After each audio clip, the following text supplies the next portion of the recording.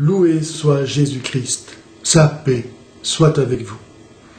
Le problème de l'existence du mal a, depuis les origines de l'humanité, taraudé celle-ci en vue d'une réponse qui n'a pas été possible jusqu'à ce que le Christ vienne accomplir l'œuvre de la création par son sacrifice, qui a donné à Dieu plus de gloire que ce que tous les péchés du monde n'avaient cherché à lui en ravir, en raison de l'infinie sainteté, de cet amour que Jésus a offert en notre nom à tous à Dieu. Les incroyants trouvent dans l'existence du mal un argument pour justifier leur incrédulité.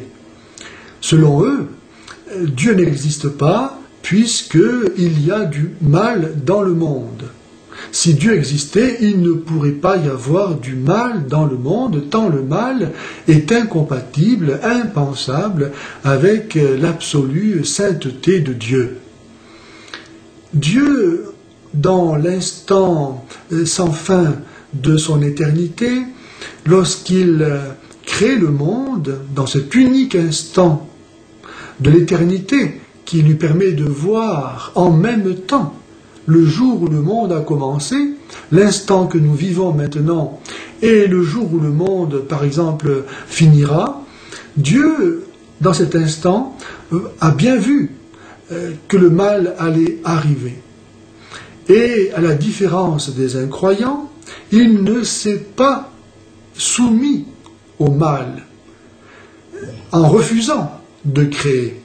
Car les incroyants, en faisant valoir l'existence du mal pour nier l'existence de Dieu, ne se rendent pas compte qu'ils font du mal un Dieu encore plus puissant que le vrai Dieu, qui est le créateur de ce monde tel qu'il est.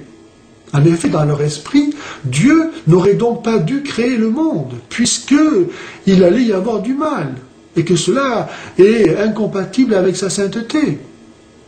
Eh bien, Dieu savait effectivement qu'il allait y avoir du mal, et il a inclus ce mal dans son projet pour en faire sortir un bien encore plus grand que celui qui aurait eu lieu s'il n'y avait pas eu le mal. Et quel est ce bien encore plus grand que celui qui aurait eu lieu s'il n'y avait pas eu le péché, qui est la source de tous les maux, le péché étant le refus de l'amour de Dieu, le refus de Dieu, ce qui n'a aucun fondement légitime.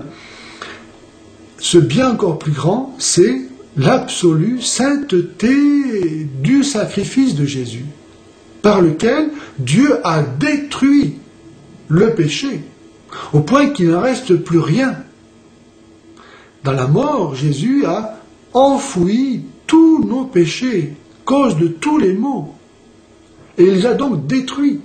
Et non seulement il a détruit nos péchés, mais il a encore, par sa libre offrande, réparé celui-ci, un acte d'amour qui a compensé tous les manques d'amour qu'ont été tous nos péchés.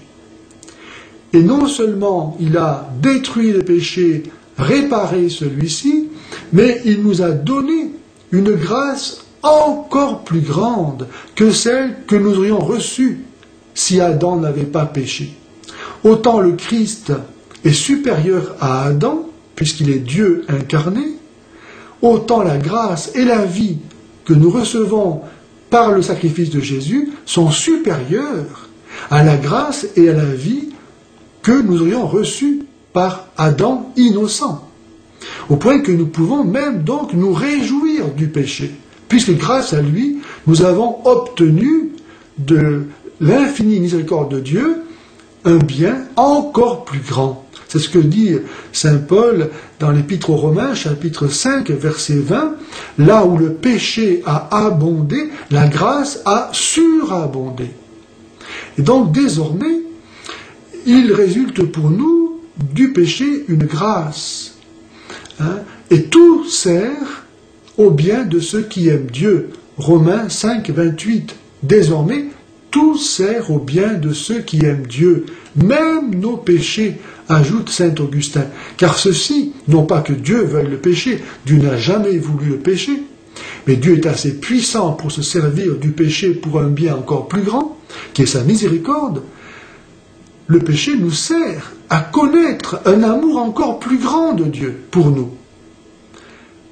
La création est un acte gratuit de Dieu, immérité, un don de Dieu, de son amour, et la rédemption est un don encore plus grand.